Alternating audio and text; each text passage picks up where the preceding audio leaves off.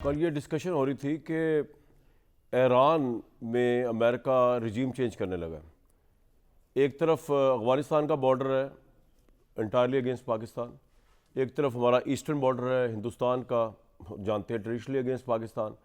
اگر ایران میں regime change ہو جائے تو وہ پاکستان تحریک انصاف والے بتا رہے تھے مجھے بڑی دلیل کے ساتھ کہ جناب عمران خان سے مفاہمت جو بہت ضروری ہے، کیونکہ ملک کی انٹرنل سیکورٹی جو ہے وہ اس کا تعین اس بات کے اوپر ہے کہ پولیٹیکل سٹیبلٹی ہو.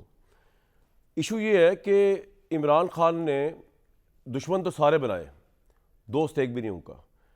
حکومت، اسٹیبلشمنٹ، ایون جو اپوزیشن ہے ان کے ساتھ بھی ان کی دشمنی یعنی کہ سکہ راج الوقت رہی ہے. کیا مولانا فضل الرحمان، کیا کوئی اور. اتنے محاذوں پر ایک اکیلا بندہ ڈٹا ہوا ہے، تاریخ میں نام لکھوایا، اس کا فائدہ کیا ہے؟ یہاں پر جب آپ کو پتہ ہے ریلیف نہیں مل سکتا عدالتوں سے، آپ یہ سمجھتے ہیں کہ عدالتیں ختم ہو گئی اس ملک سے، آپ یہ سمجھتے ہیں کہ کوئی اور رول آف لا ادھر نہیں ہے، تو پھر تو مجھے سمجھ نہیں آ رہا یہ کس دانش مندی اور کون سی پروڈنس ہے جس کی بنیاد کے اوپر پوری تحریک انصاف کی اسٹڈی چل رہی ہے. سہیل افریدی صاحب کا بیان میں سن رہا تھا، مجھے تو حیران ہو گیا، آئی واز شاکڈ.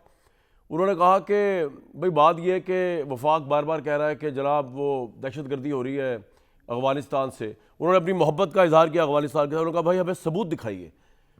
میں حیران ہوں کہ وہ نہ انٹرنیشنل میڈیا دیکھتے ہیں، نہ وہ اپنے صوبے کو دیکھتے ہیں، نہ وہ اپنے صوبے کی بارڈرز کو دیکھتے ہیں، نہ وہ انٹرنلی دیکھتے ہیں، نہ ایکسٹرنلی دیکھتے ہیں کہ افغانستان سے بڑی دہشت گردی اس وقت اور کہاں ہو سکتی ہے جو وہاں سے ہو رہی ہے. پہلے ذرا آپ ان کا بیان سن لیں جو انہوں نے فرمایا، اس کے بعد میں آپ کو بتاؤں گا کہ ان کو نہیں پتا وہ سو رہے ہیں، وزراء کے بھی سو رہے ہیں، ان کو نہیں پتا دہشت گردی افغانستان سے ہو رہی ہے کہ پوری دنیا کو پتا ہے دہشت گردی افغانستان سے ہو رہی ہے. سہیل افریدی صاحب کو سنوائیں جی. جو آپ کہہ رہے ہیں کہ افغانستان کی سرزمین پاکستان کے خلاف استعمال ہو رہی ہے تو اس کی ثبوتیں دینی چاہیے جو ریاست ہے اس کو. باقی ملک بھی جو ہیں وہ افغانستان کے باؤنڈری پر ہیں، لیکن ان کی طرف سے یہ شکایات نہیں ہو رہی کہ وہ استعمال ہو رہے ہیں. اب ان کو میں 3-4 ثبوت دکھانے لگا ہوں جو انٹرنیشنل پولیٹیکل جتنے بھی دنیا میں جہاں جہاں پہ افغانستان کے مطلب ڈسکشن ہوئی وہ کن الفاظ سے ان کو یاد کیا جاتا ہے افغانستان کو. ذرا آپ سن لیں. پاکستان تحریک انصاف جس کو بہت دانش بندی سے پھونک پھونک کے قدم رکھنا چاہیے، لیکن وہ جہاں پر جانے وہاں پرابلم کریٹ کر رہے ہیں. سندھ میں ابھی وہ پہنچے تو سندھ نے ان کو این او سی دیا جلسہ کرنے کا، ان کو کھلی جگہ دی، آپ جہاں چاہیں دوڑیں پھریں. اس کے بعد آج شرجیل انعام میمن صاحب نے بتایا کہ 9 مئی کا پلان تھا تحریک انصاف کا، 9 مئی کرنے کا دوبارہ پلان تھا. ذرا سننے کیا کہہ رہے ہیں وہاں کے منسٹر.